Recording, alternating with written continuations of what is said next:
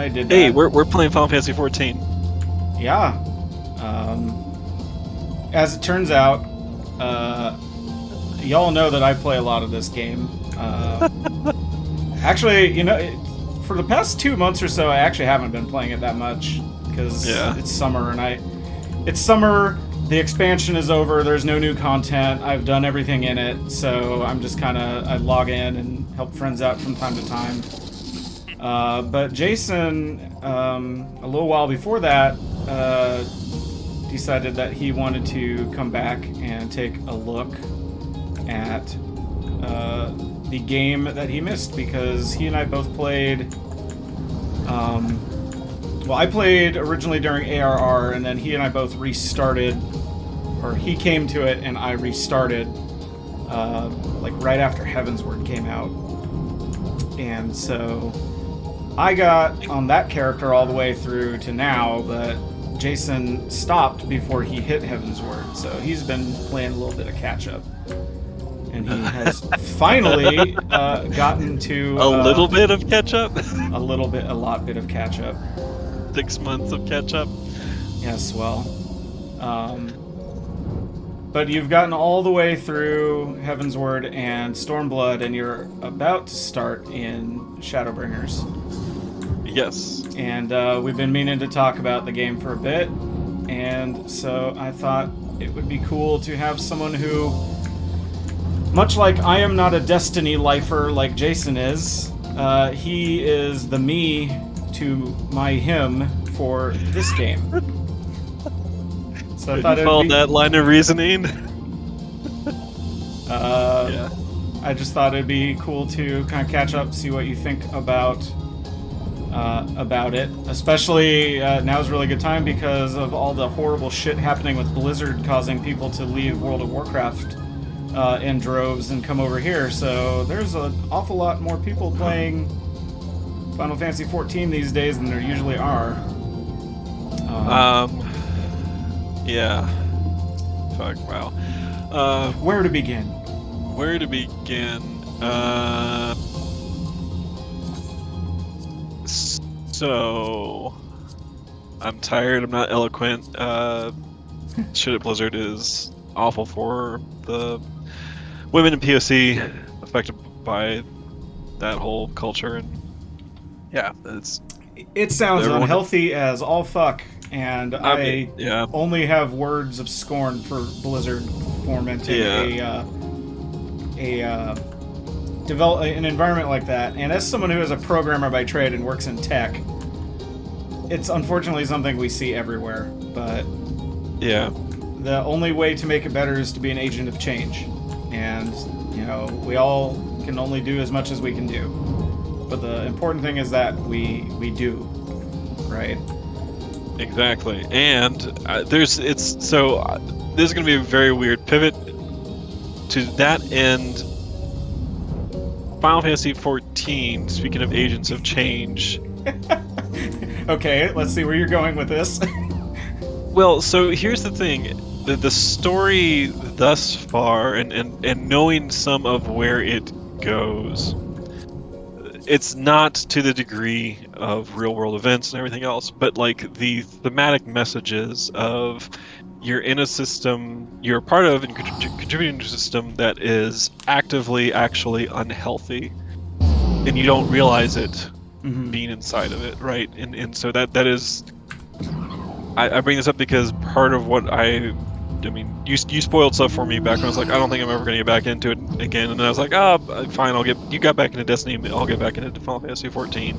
So I know some of what's happening. I don't know how everything plays out. And, there's still story beats and things that happen. But knowing at least from some of this is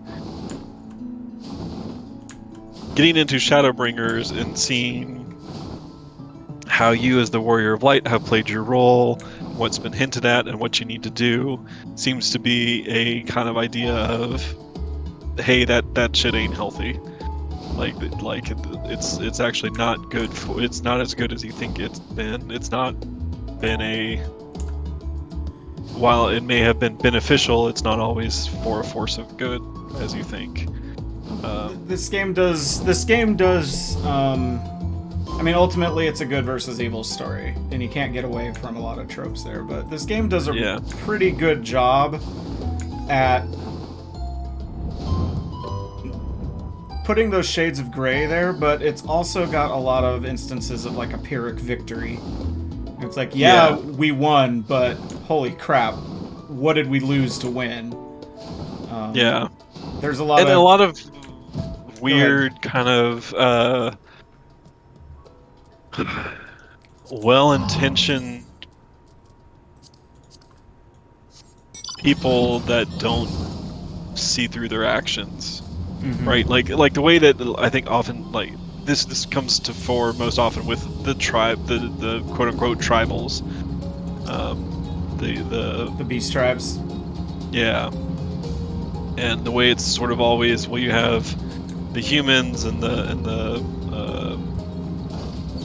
Aura and what is it? I can't think of their names now. There's a lot of beast tribes. I meant the like the player main races? that you the player races. Lalafells, that's it. Oh, yeah. So like all the ones that are like the main player races all kind of have this sort of thing of, well, they know what's right and they have civilization and yada yada yada, right? And then the beast tribe stuff is always kind of played off as there's these weird back and forth at times that just kind of strike through the story. Anyways, that's kind of like getting into the depth and weeds of different things. But going back to where I was going to say with all this was, it's been interesting to see how much of the storytelling has developed since ARR and what I remember from ARR. Particularly just because, like, in going back through all those quests again, because you're just like, hey, you should just start over. Like, I know you have a character, like, you know, you tell me like, hey, I know you have a character who's pretty far along and everything else, because I was on my way to getting into Heaven's Word,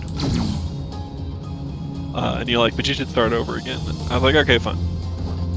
Because it ultimately isn't that much. Like, if you mainline it, you can kind of burn through ARR fast. You kind of can. It's still a lot. Like, it is the biggest. It is. I don't know. Like, I would have to. I'm curious about the number of. They reduced a lot. They reduced it by about 30%. Right, but so yeah, the longest storyline in the game so far, but based off number of quests, right? Not saying it's the most in depth or best or anything like that, but like the longest storyline, and a lot of it is running back and forth between two different zones to talk to people, which exists throughout the rest of the thing. But like, you spend so much of your time in AR that when you get to the next story content and you're like, oh, this is actually telling a story, this is actually something different, this isn't the tropish Final Fantasy stuff. Yeah, and luckily it does get there before you get to Heaven's Word, but you have to basically finish all of ARR and get to the lead-up stuff before it starts throwing the, hey, we're actually going to try and tell a complex story with this. Yeah. Which is good, so going into then Heaven's Word felt like a great breath of fresh air. There was a lot of different, again, going back to different themes, right? Things that you're told growing up, things that you're told, if this is right, this is wrong, XYZ, right? And in the case of Heaven's Word, it is, well, the elves are at war with the dragons because that's how it's always been, because the dragons committed a wrong. And also the elves are super racist. Let's not. And the elves are super racist, yeah. So I'm not going to spoil that whole story, because the main thing is this. The takeaway from all this is, I know if we're going to tie this into people coming into the game, AR is long slog, and if you have friends to go with it, it's the best way to go through it. If you just have a buddy there who's like a higher power level that can take you through unsynced dungeons or do whatever just to help move you through there faster, that is great. The co-op is weird in this because you cannot. There is stuff where you have to be solo, so like you can't always be in a party, and like for right now, what I'm doing to experience the story, Mike can't do anything to really help me with it. Like it's pretty much the only real cooperative parts come when you go into dungeons and raids and those kinds of activities. Or the various types of open world co-op stuff. Yeah. But for just going through the quest line itself, there's, the most that someone can help you do is if they, have a mount that can fly and are significantly higher level, they can ferry you around quickly so you don't have to walk to these places or, do that kind of thing. Yeah. Hey, it's the guy. Oh, you're finally awake. So you're gonna be born, huh? It's the traveling merchant who was there at the very beginning. See, Jason is playing the opening beats of Shadowbringers right now, but unfortunately, he doesn't have a streaming setup. So yeah. I'm running around on my collection of mounts in Stormblood or in the Shadowbringers zones. I will avoid the massive spoiler zone for his sake. Because there's a zone by its very existence is like a colossal spoiler. Interesting. Yeah, and that's the other thing is like, how much you care about story spoilers, how much you care about those things. I care about them on your behalf. Yeah. Just coming into the game, like what I'll say is this: get to heaven. Like you really need to get to Heavensward. So if you get a story skip, which I'm not going to fault anyone for, do it only to Heavensward, because if you skip past Heavensward, I think you're then negating a lot of really good work that's, not to say that they haven't done a great job trying to rebuild ARR in this whole game, but like there's a lot of great work that's been put into Heavensward, Stormblood, and onwards. And so skipping past that, actually then you get dropped into this and it means nothing. Like if you were to start up with Shadowbringers and be like, all right, I skipped up to here, let's go. There's a lot that you missed. There's people, there's connections, there's things that make all this mean more. And it's worth it. Like I think it's a good payoff to see how some of this stuff unfolds. If I may make an analog. I know what you're going to say, but yeah, go ahead. So I would say that the equivalent of this for, let's say, Destiny, is if you go and read all of those like grimoires that they release that kind of tell the backstory, or if you go and watch the 5.5 hour long Destiny's history lore explained in one go by My Name is Bife.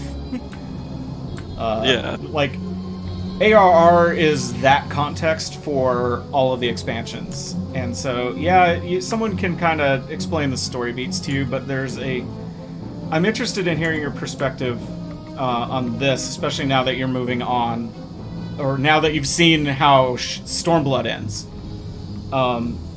How the game, through its story and the duties it makes you do, it creates almost a familial bond with the rest of the Scions, who are like your party, for lack of a better term.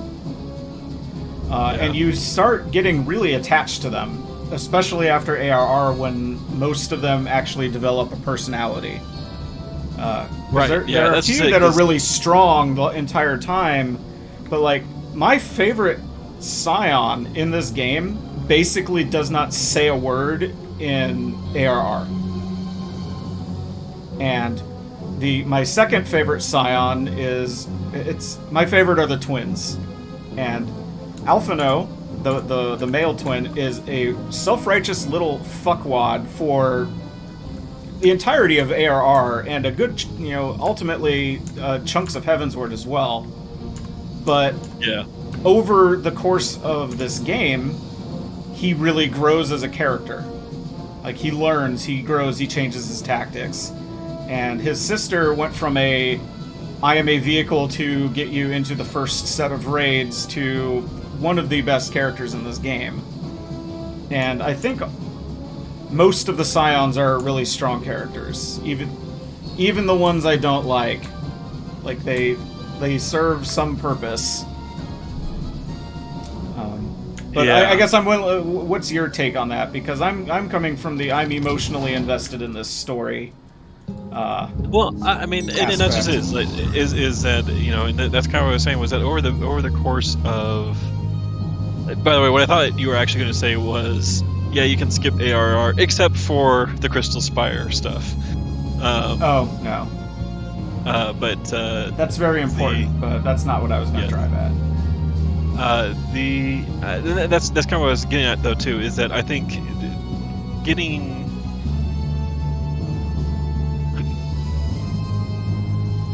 Like, I'm trying to remember with World of Warcraft. Sorry, it looks entirely different than I remember it being the last time I was right around here.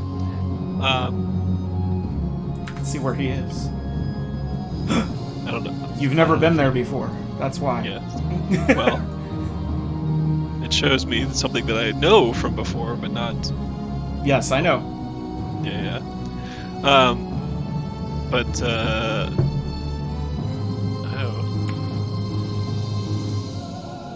Okay, interesting. All right, I'm not going to push forward too much so I can actually talk here. But the I think getting emotionally invested is part of what makes this game. Like, I think that's why you hear so many people rave about it and talk about it and stuff like that, right? Is because thinking about WoW was like, I stopped track of the story. Let's see. Last time I picked it up briefly a few years back when they released the. Did you play Legion a bit? I seem to recall you did. Yeah. And I know people are down on that expansion. And No, Legion Legion is the good one in a patch of bad. Is a Battle for Azeroth. No, I didn't play. Battle for Azeroth. Yeah, Battle for Azeroth is terrible. Legion Yeah. was quite good for the most part. I didn't like how it ended, but I did like playing that expansion a lot. Yeah. Like, I know a lot of that stuff has just been kind of like, it's been pushing forward to, you know, get new gear, get, you know, all this stuff. There is some involvement in the story for folks, obviously. And there's more lately. They've taken a lot of cues from other games. Like, WoW's big thing is that, like, if you start with, to compare these two games, like, ARR, let's forget 1.0, because 1.0 was, like, a completely different game in the same setting. But, like, WoW's whole big thing was, like, we're not going to tell you shit about this world. You are just going to explore.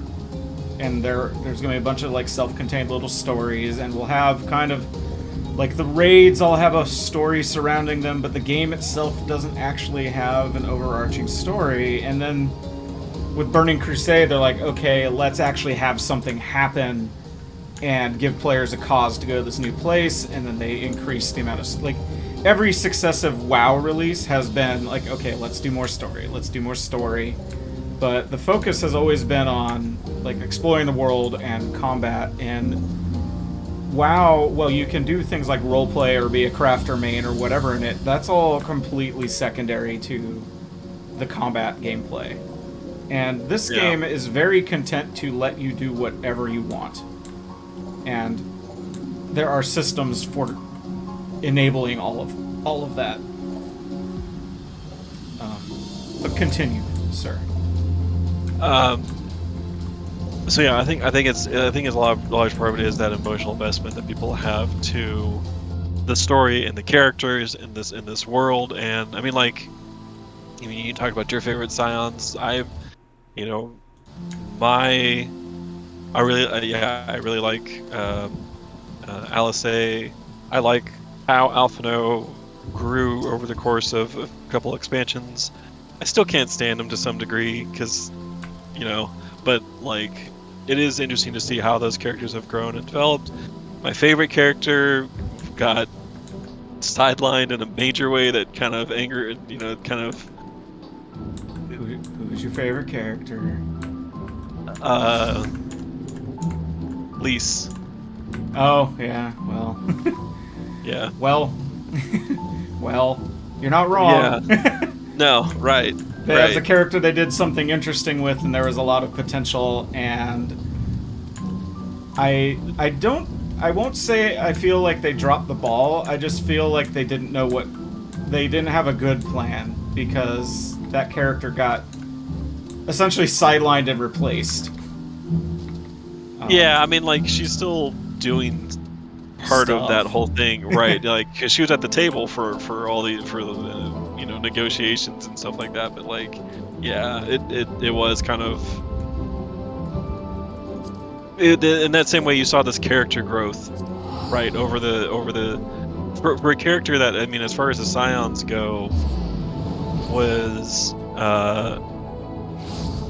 not much, like at all, like and through one expansion was like the end of Heavensward into Stormblood was the start of that growth, right? And then to see that character grow and start finding her own feet and all this other kind of stuff was really kind of incredible to see. And then it just kind of peters out in a very disappointing way. Well, because there was a more major character that also had the critical flaw, I think, is that the character has the ties to the same region of the world as a much more important in the long run character.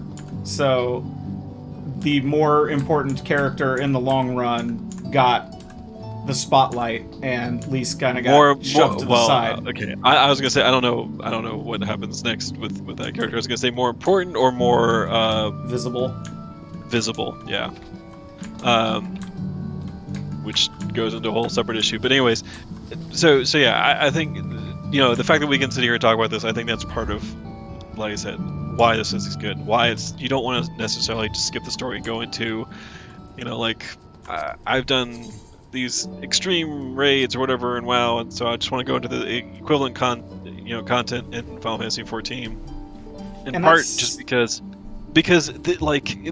one of the best trials of this game that I've done so far, and from what Mike tells me, is it just continues with that, is the actual existence of that trial and the way it plays out is story and is like part of the story. Like it is, and there are story beats that happen in the course of that trial, and it's really good. It plays out really well, and it's very different from previous trials that you've experienced, with a couple of exceptions, because most of those have just been sort of like big boss fights, right? Here's the mechanics and everything else. This trial has the same thing, but like you're witnessing stuff happen during the course of it that is actually, like, you go into the fight happens, and then the story that picks up immediately afterwards is sort of like directly has context and meaning because of what just happened in the trial itself, versus a lot of those are, you defeated the big boss, okay, now we got to move on to the next thing. Yeah, man, sometimes talking about this game is really difficult because everything is a spoiler after some point, but that trial, I think I told you going into it that trial was incredible. Yeah. And it is. Like, it is, yeah. There are, not all of the ones in Shadowbringers are that good, but 2 of them are as good or better. Yeah. So please look forward to it. Please enjoy. So yeah, I mean, like, and that's, I think that's for me part of what, like, I've had my frustrations here and there playing through it, because it's just like sometimes these quests are it's an MMO quest.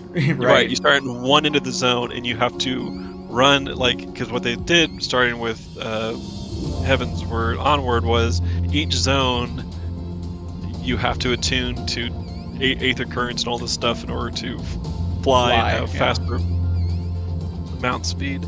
So understandably, like, for when a new, like, it's one of those things I get, like, when a new expansion comes out, they want people to take their time through the zones and everything else. To some degree, I was kind of like, I want to just be able to zip around. I just want to get the story done. I don't want to have to and the find other all thing, these Aether currents and just to be able to move from one end of the zone to the other to complete this quest, because even though people have either the equivalent of cell phones in this game, you are the messenger boy for about 90% of it.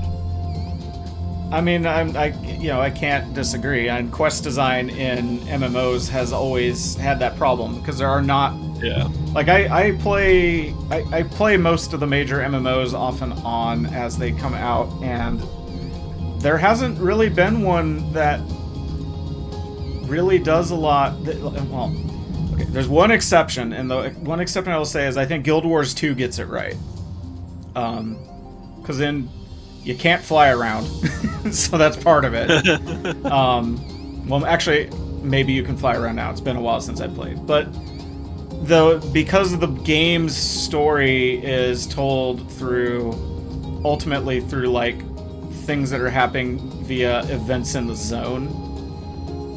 Like there's a big story, there's the living story in the game, and then there's the like, hey, there's a village, and then here's a series of like open world quests that affect this village, and it just tells like a little micro story, and all of it is gained by running around and fighting shit in the open world. So you're still running around and fighting shit in the open world, but at least it feels like there's a in the moment purpose. And this game does a lot of things like, our scout went missing. Please walk 50 feet away from the nearest settlement to the purple marker on the ground, which will always spit out a single enemy or group of enemies for you to fight, and then you get a little micro like dialogue piece, and then you just go talk to somebody. Like it's very rote, and it ultimately doesn't I hate to break it to you, but Shadowbringers still has quests like that. Oh, I know. I'm not expecting different, like, at this point. But I find it in games, like, honestly, any MMO type game has the same issues. Like, I could say a real big annoyance in something like Destiny is talk to Ava in the tower. Okay, now go talk to the crow in the helm. Okay, now go back to the tower and talk to Zavala. Okay, now go shoot 3 things in this corner of the world. Now go back to the helm. That is exactly the same thing, but you're playing an FPS. Right. So it's a problem with this genre of game in general, I feel. Yeah. Like, no one has really solved how to make that good. At least in things that I've played. Maybe there's some K MMO that is absolutely incredible, that solves all these problems, but I'm not going to play a K MMO. Really. There's too much grinding in those. I mean, you think there's a grind in Destiny or this game? Oh man, you should have played something like Lineage or something. Hell, even PSO2, like we were talking about when we were doing that, the way that grind unfolded in front of me. Yeah. But yeah, I I gripe here and there, but like as I've been going through it and unfolding, has been talking with Mike of like, oh shit, this moment and stuff like that. Two things have been that. One has been the main big things that Mike remembers that he's just like also hyped up about for me getting to and experiencing stuff like that. And 2, the moments I bring up and he's just like, I haven't played that part in 5 years, so I honestly don't remember it.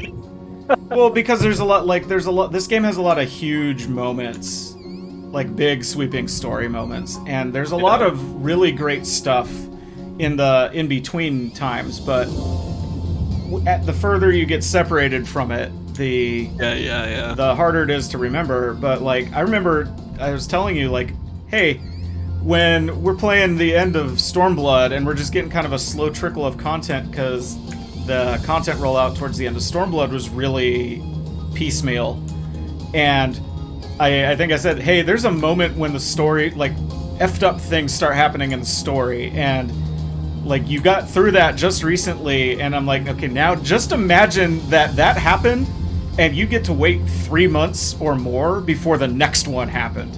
Right. And the entire time, all you're doing is going, what the fuck? What the fuck? Like, what the shit is happening here? And it's really cool. Like, any game with a living story like that is like, if it's pulled off right, like, this game's pretty much always done since ARR, and like, Destiny is starting to get there, I feel, with like the way they've been handling story lately. It's like, here is the carrot to pull you along if you don't care about the grind. Because Destiny, I find I don't tolerate the grind that much, because ultimately the grind, like, they don't differentiate what you're grinding enough a lot of times. So it's like, it's purple this time, but I'm still doing a horde mode, and But that's a problem that game needs to solve. I don't have a solution. I'm not a game designer. As much as I'd like to be. Yeah, and I mean, these are all, it's just it is sort of the way these like you said, like what are the different carrots that people have to pull things along, right? Like in Destiny, it's yeah, you do this particular horde mode because you want this role on this weapon, on this gear, right? Like you're going for this gear, and the way to do it is by going through and doing this horde mode, or doing whatever, like doing Master Vogue challenges now, right? So to get the time lost weapons. So it is those kind of different ways that things pull, and yeah, I like Destiny. I'm not going to sidetrack too much. Destiny has its own things to kind of address and solve now with the way that they're handling power levels and things between seasons. I think it's better than where it was, but it still kind of brings up a lot of sort of other obvious questions of access to content that you have to grind to. Anyways, the more that games have carrots for me that are story based and lore based and stuff like that, the more I find myself wanting to be engaged, right? I am far more engaged, I think, with Destiny now than I have been in years past because of the story and the fact that there is something that is cohesive throughout this past year, from that started with Beyond Light and is going through each of the different seasons, that is building up to a point that I am excited for and can't wait to see. Yeah.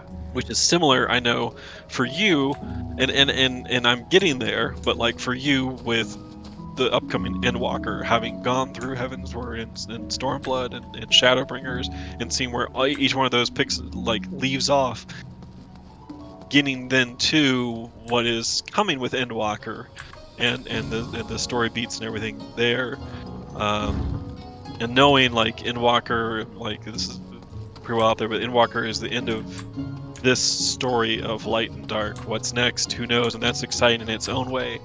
Similarly, for me, is I know after Witch Queen there's Lightfall, and I believe that either that expansion or the next one, I can't remember how they laid this out, but that's going to be the end of this whole its own cycle of light and darkness that they've been that's been present in the game since it launched, since it was just Destiny.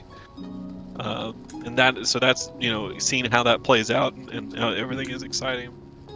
So now that I'm here to what is the quote unquote, I'm just doing this for disclaimers, but quote unquote best expansion of Final Fantasy XIV, I'm excited to see and get through all the stuff that is a little bit more recent, because this came out last year, right?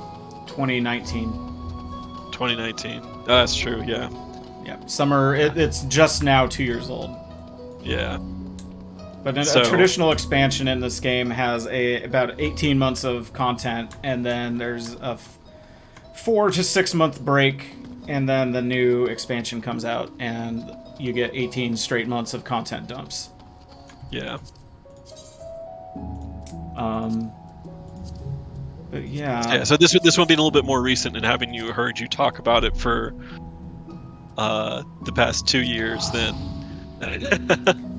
Like, no, seriously, like, I've probably said this on stream before, but like,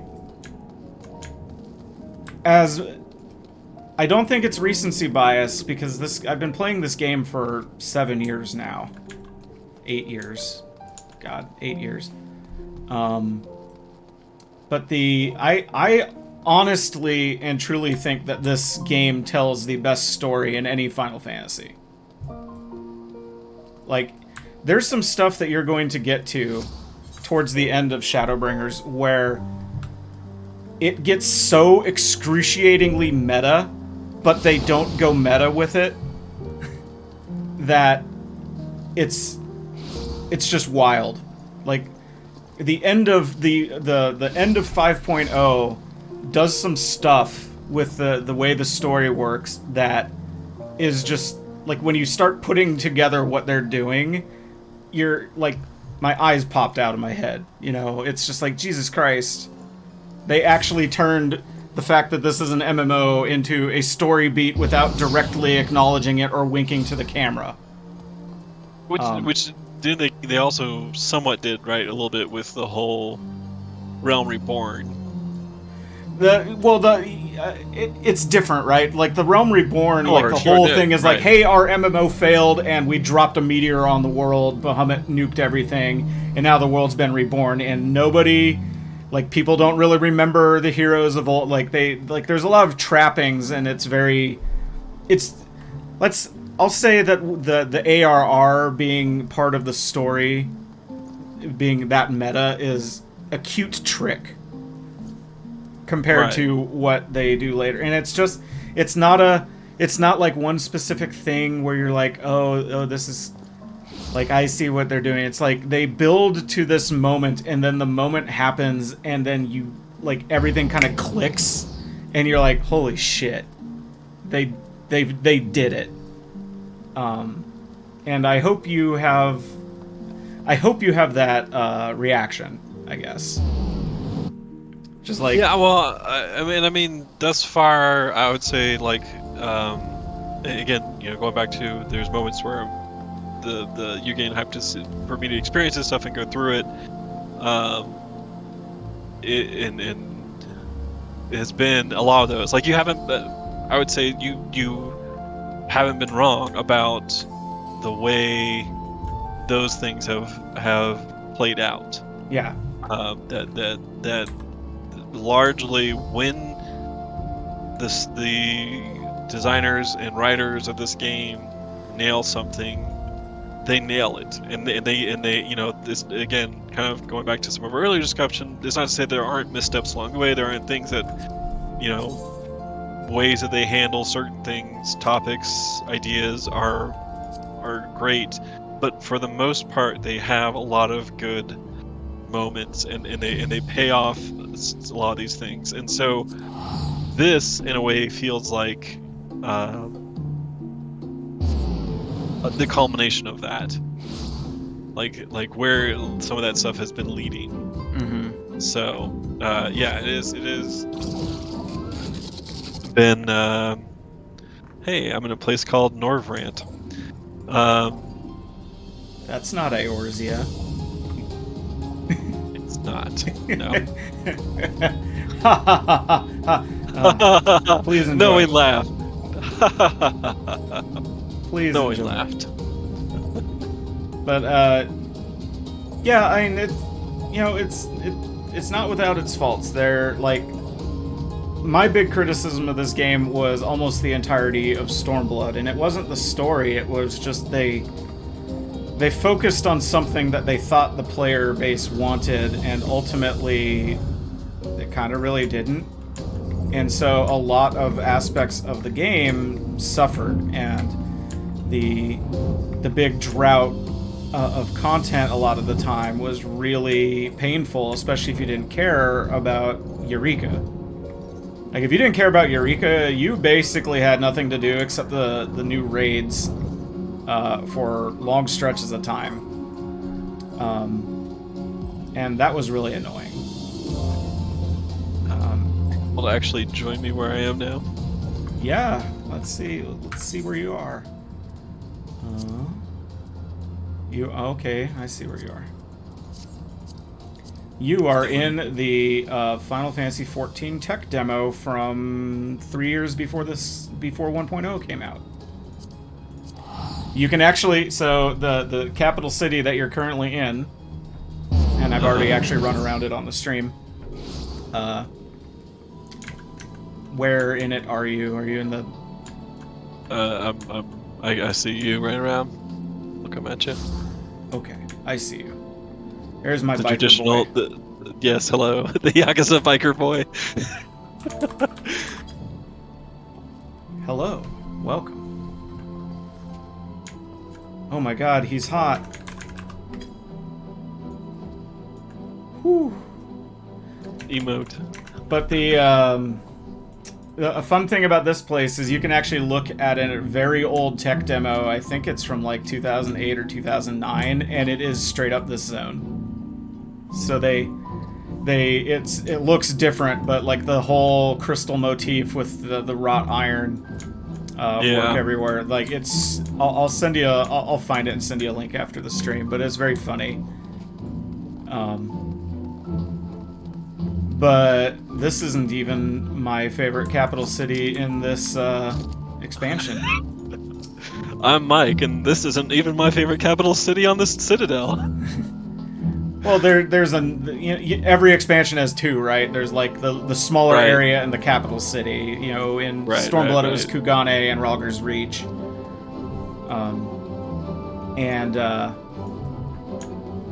You could. Are you going back out into Lakeland? Well, my next step of my quest is to talk to the Exarch who's standing here for me. So, but I don't want to get too much into story stuff because that's tough to kind of go through on a stream while I'm talking. Yeah, and this is the kind of stuff that I'm like, oh wait, I should probably be paying attention. Yeah, you should really be paying attention because this is like if Heavensward was like you really need to focus on the story, and Stormblood was at times you really need to focus on the story, this expansion is pretty much you seriously need to focus on the story. Yeah. Because this let me put it this way. This entire expansion is like an enormous, earth-shattering lore dump that will make you rethink literally everything that came before this point. And that is part of what is so wild about it, is there's a lot of stuff that they clearly planned and some awful nice coincidences that they were able to smoothly retcon into this. But yeah, you start learning some stuff pretty quick. Yeah, and it's so good. It really is great. Before Endwalker, I'm actually going to do I'm thinking of doing a like full New Game Plus of the whole Final Fantasy story. So like New Game, because this game has a New Game Plus. Like I can just go here. I can go New Game Plus and I can say which part of the game do I want to play over again, and it resets your quest progress to that point in the game. And if you're like, okay, I only wanted to play part 3 of Stormblood because that's the part with the amazing trial that we talked about. Like I can play that part and then leave the New Game Plus mode and go back to where my character actually is, which is really cool. And you can even like replay the raid stories. You can go back and replay all the Hildebrand like micro stories and other things, and even your job quests. Like you can do all that if you want. These question marks are because I have not turned in a final quest on those jobs. So like if you're like, oh well, it's an MMO, and when I get to the end, I don't want to make a new character or whatever. In this one, you can just be like, okay, well, I would like to replay that game. Like I go back and replay Final Fantasy VI a lot, and in this one, I can say I would like to replay Heavensward. I would like to replay Stormblood, or I'd like to, I just really want to see the Nier storyline from start to finish again, and the game lets you do that. Once you finish it, like every time you finish a major story beat, it'll say a new chapter's been added to New Game Plus, and then you can just go into that menu I just showed and replay it. And I think that's awesome. Yeah.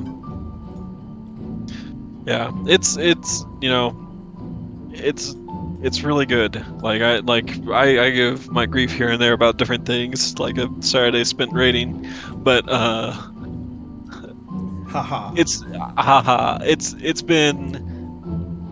It's been a really interesting and good journey. Like it's been good to see a lot of this stuff develop and see what it is that Mike is like going on about here and there through. I'm sure you've heard him, through streams throughout, and the occasional thing where he actually does stream this game, and all of us are just like, yeah, whatever, Mike. To bear witness to it, to go through it, and hey, make a buddy or two, depending on whoever that buddy is. It's always like, hey, you really should go.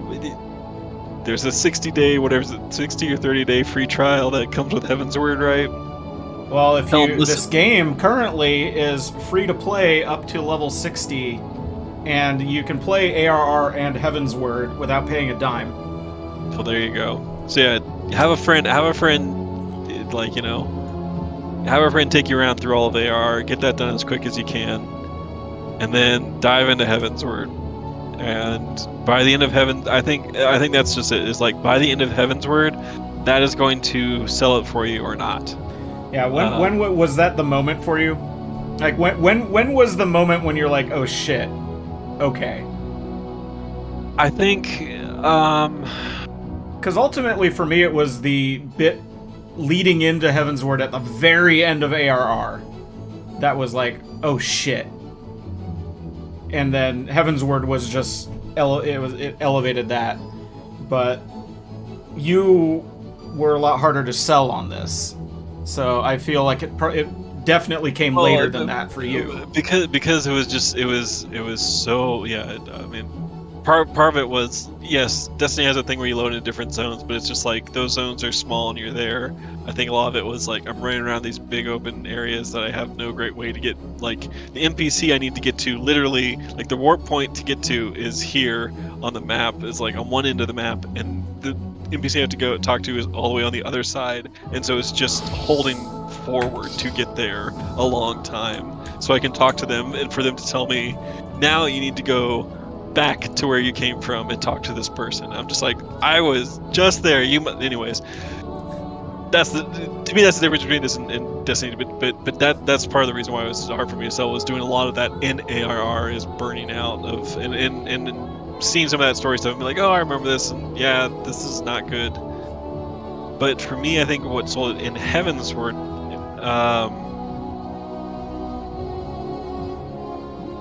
I think it was, again, this is going to spoil stuff, but when the twist in Heaven's Word happens, and it's sort of, you see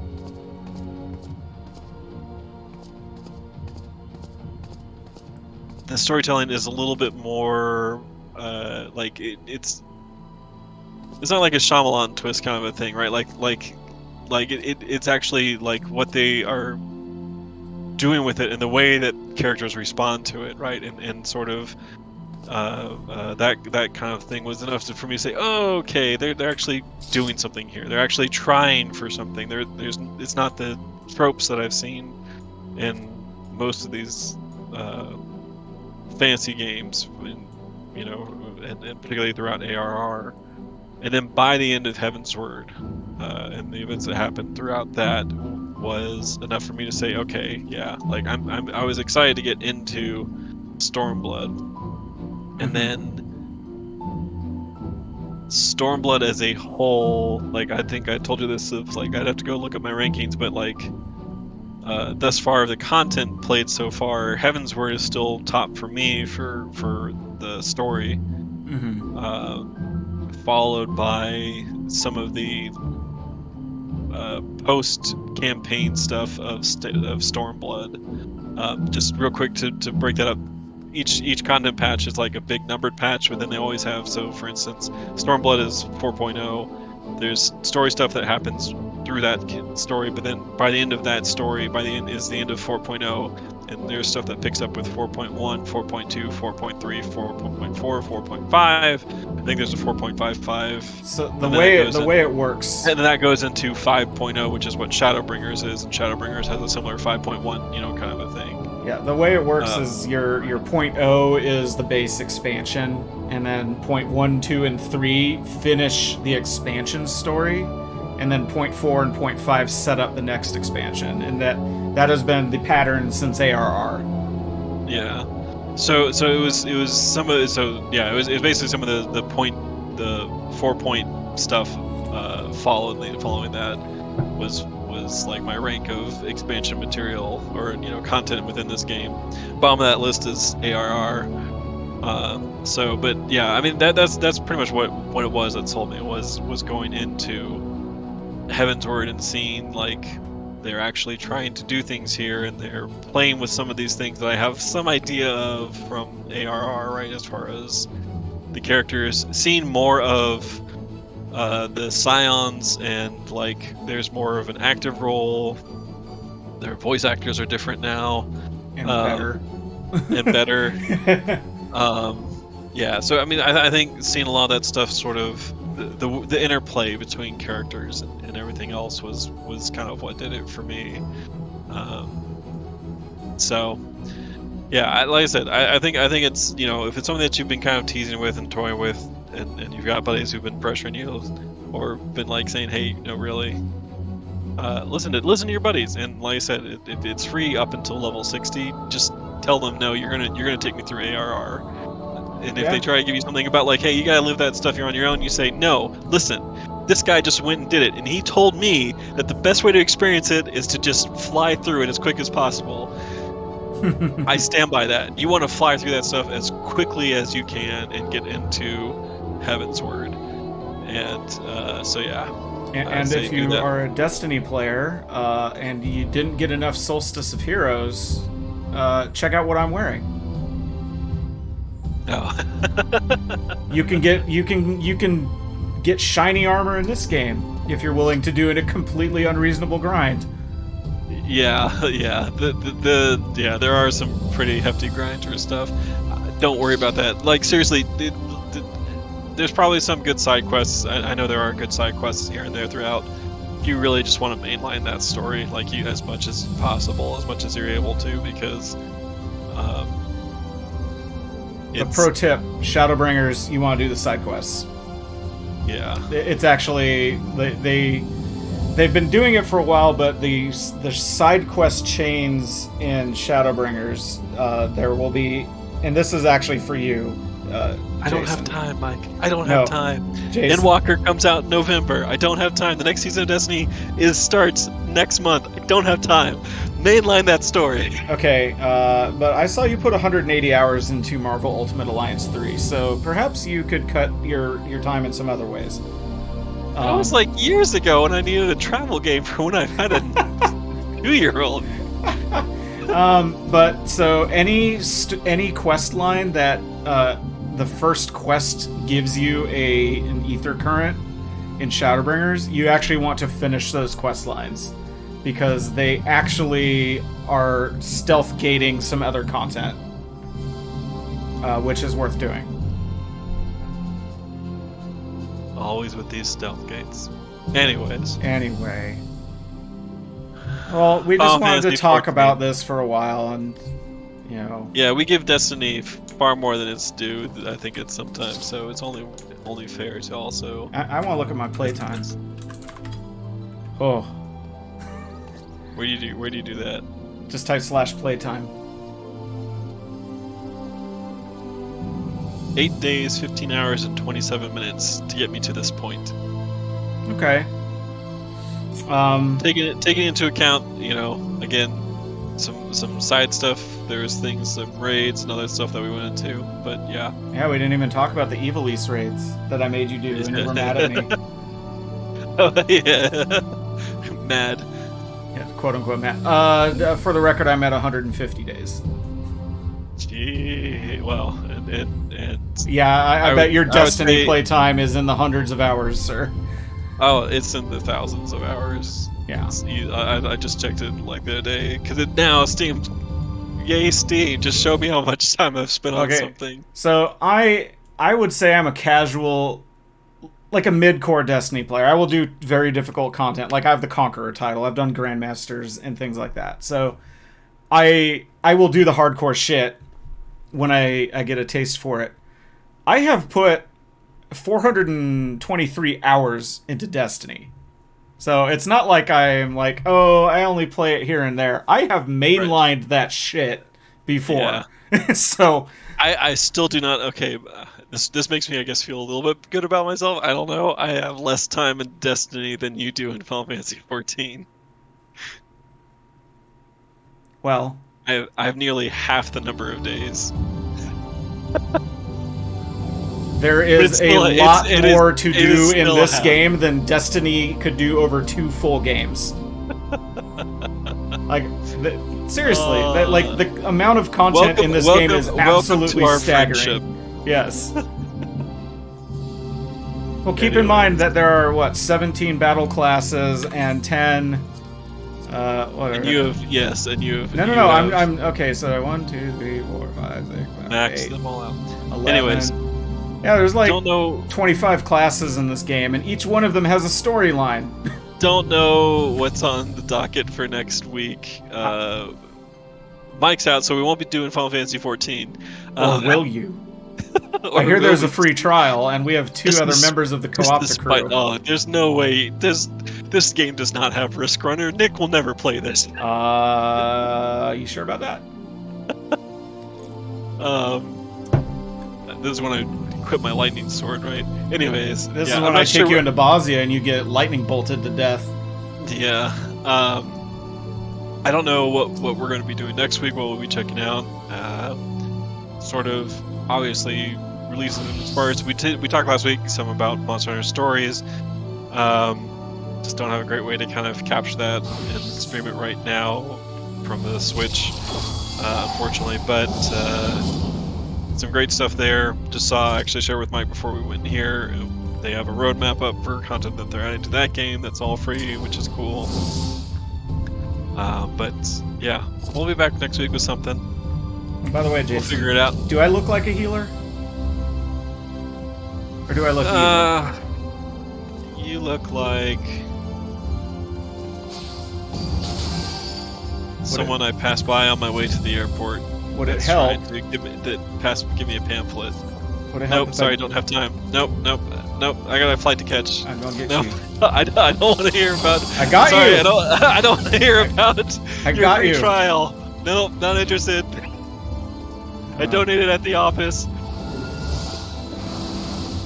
Anyway, yeah, we just wanted to talk about this for a bit and have some good time. Excuse you.